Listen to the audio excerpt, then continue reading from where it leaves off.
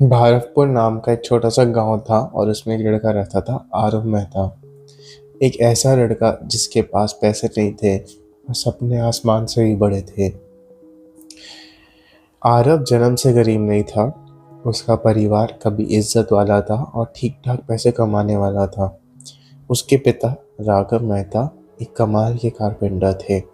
लोग कहते हैं राघव के हाथ चलते हैं तो लकड़ी में भी जान आ जाती है। उसकी माँ सरला बहुत प्यारी और दिल से दयालु थी। जिंदगी सिंपल और खुशहाल थी जब तक एक रात सब कुछ उलट पुलट नहीं हो गया। एक तेज बारिश वाली रात राघव की वर्कशॉप में अचानक आग लग गई। सिर्फ कुछ मिनट में सारी सेविंग्स जल गई, सारा सामान खत्म हो गया, सारे ऑर्डर्स बर्बाद हो गए और फ्यूचर अंधेरे में चला गया। इंश्योरेंस नहीं, बैकअप प्लान बिल्कुल नहीं। उस आग ने सिर्फ लकड़ी नहीं जलाई, उसने मेहता परिवार के सपने भी राख कर दिए। अगले कुछ महीनों में सब कुछ बिगड़ गया।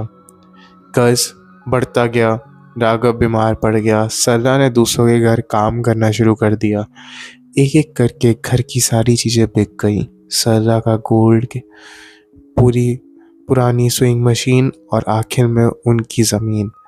जब आरब बस 10 साल का हुआ, उसका परिवार गरीबी की सीमा रेखा से नीचे।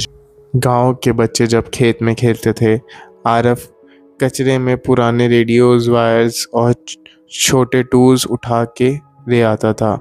उसके दिमाग में बात चलती रहती थी, ये सामान टूट गया है पर इनमें पोटेंशियल अभी भी जिंदा है। कभी लाइब्रेरी जाके पुरानी साइंस मैगजीन्स पढ़ रहा था। आधे समझ आती, आधी नहीं, पर सीखने की प्यास कभी भी कम नहीं हुई। गांव वाले मजाक उड़ाते, इंजीनियर बनेगा, पहले अपनी हालत देख। पर आरव बस चुप रहता।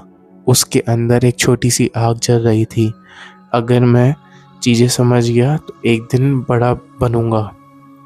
वो छोटी सी स्पार्क, दबे हुए सपने आगे चल के बनने वाले थे एक पूरे एम्पायर की फाउंडेशन। पर इस वक्त आरव सिर्फ एक छोटा सा गरीब लड़का था जिसकी जेब खाली थी, पर सपने पूरे आसमान से बड़े।